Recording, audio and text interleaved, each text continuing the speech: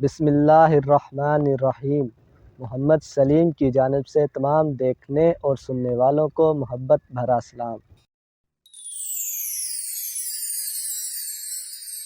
کعبۃ اللہ روئے زمین کے مشہور ترین مقامات میں سے ایک ہے۔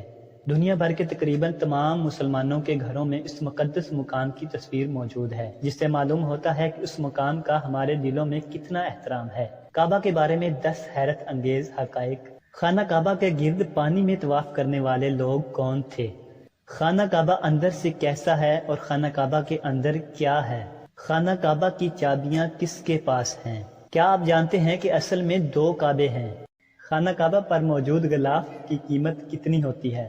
خانہ کعبہ کا نقشہ کس نے بنایا؟ حجرہ اسود کو چاندی کے فریم میں کیوں سجایا گیا؟ خانہ کعبہ کو سب سے پہلے کس نے تعمیر کیا؟ دنیا میں سب سے پہلے کون سا غار تعمیر ہوا؟ خانہ کعبہ کی اونچائی کتنی ہے؟ خانہ کعبہ میں نماز پڑھنے والے کو کتنی نمازوں کا ثواب ملتا ہے؟ خانہ کعبہ کے گرد پانی میں طواف کرنے والے لوگ خانہ کعبہ کے گرد تیر رہے ہیں۔ خانہ کعبہ مکہ مکرمہ کی وادی میں واقع ہے۔ جب بھی بارش ہوتی ہے تو کعبہ کی جگہ پانی بھر جاتا ہے، لیکن اس نے مسلمانوں کو اس جگہ کا دورہ کرنے سے نہیں روکا۔ در حقیقت وہ مقدس فریضہ انجام دینے کے لیے کعبہ کے گرد تیراکی کیا کرتے تھے۔ کئی سالوں سے لوگ صرف اندازہ لگا رہے تھے کہ خانہ کعبہ اندر سے کیسا ہوگا۔ خوش نصیب ہیں وہ لوگ جنہیں در حقیقت مقدس مقام کے اندر جانے کا موقع ملا، اور پھر ایک اور خوش نصیب شخص تھا جسے اندر سے خانہ کعبہ کی تصویر لینے کا موقع ملا۔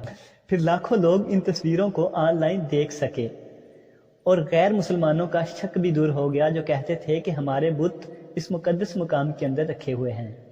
خانہ کعبہ کے اندر سنگ مرمر اور سبز کپڑے نے اسے ڈھانپ رکھا ہے۔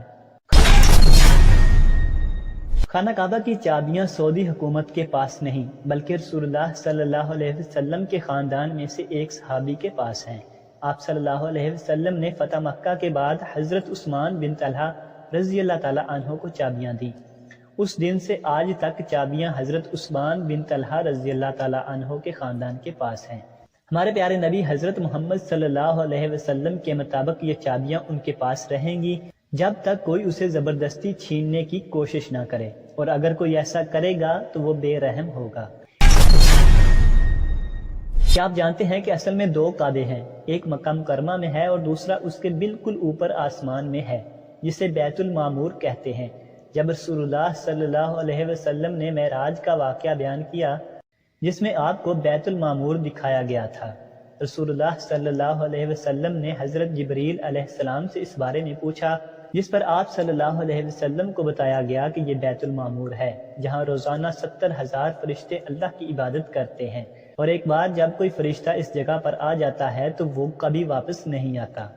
یعنی ہر روز 70,000 فرشتوں کی تازہ جماعت عبادت کے لیے آتی ہے، اور یہ مسلسل ہو رہا ہے اور قیامت تک ہوتا رہے گا۔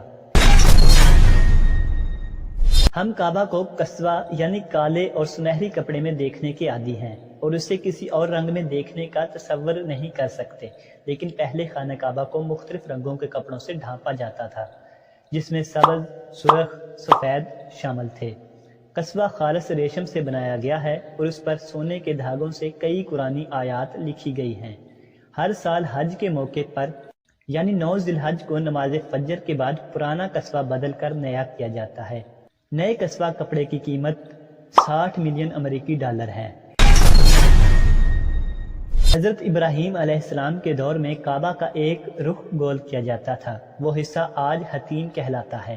حتیم کو اب بھی کعبہ کا ایک حصہ سمجھا جاتا ہے، اور لوگ حتیم کی حدود سے باہر سے طواف کرتے ہیں۔ نبوت سے پہلے قریش نے دوبارہ کعبہ کی تعمیر کی، اور فنڈز کی کمی کی وجہ سے یہ علاقہ جوں کا توں چھوڑ دیا گیا۔ لیکن کیا آپ جانتے ہیں کہ خانہ کعبہ کا نقشہ کس نے بنایا تھا؟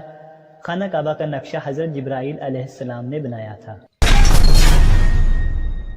کیا آپ نے کبھی دیکھا ہے کہ حجرہ اسود ہمیشہ چاندی کے فریم میں ہوتا ہے؟ بعض لوگوں کے مطابق یہ دشمنوں کے مکہ پر حملہ کرنے کی کوشش کی تو پتھر زور سے لگنے سے ٹوٹ گیا۔ اس وقت یہ حضرت عبداللہ بن زبیر رضی اللہ تعالی عنہ کی ملکیت میں تھا۔ کچھ لوگوں کے مطابق اسے بحرین سے تعلق رکھنے والے اسماعیلی گروپ کے لوگوں نے تباہ کیا تھا، وہ حج کو فسق سمجھتے تھے، نعوذ باللہ، اور اپنی غلط فہمی کو ثابت کرنے کے لیے 10,000 حجاج کرام کو قتل کر کے ان کی لاشیں آب زمزم کے مقدس کنویں میں پھینک دی گئیں۔ بعد میں اسے عراق میں کوفہ بھیج دیا گیا، پھر ان سے کہا گیا کہ وہ پتھر اس وقت کے خلیفہ کو واپس کر دیں۔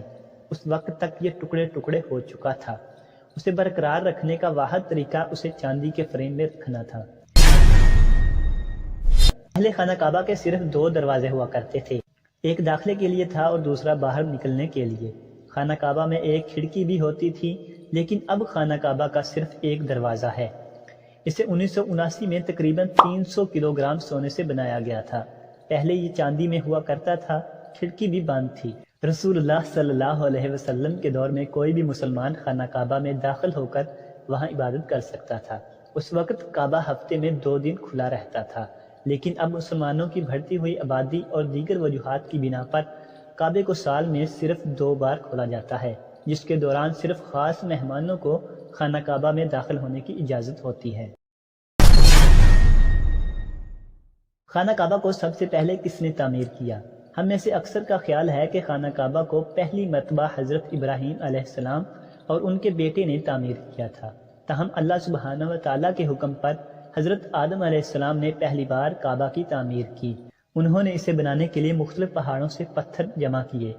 حضرت نوح علیہ السلام کے زمانے میں آنے والے شدید طوفان کے بعد کعبہ کی بنیاد وہیں رہی، جسے بعد میں حضرت ابراہیم علیہ السلام اور ان کے بیٹے حضرت اسماعیل علیہ السلام نے دوبارہ تعمیر کیا۔ آخری بار کعبہ کی تعمیر عبد الملک بن مروان کے حکم سے حجاج بن یوسف کو دی گئی تھی، اور اس دوران قریش کے بنائے ہوئے پرانے کعبہ کو منہدم کر کے اسی طرح بنا دیا گیا تھا جو آج تک کعبہ دیکھ رہے ہیں۔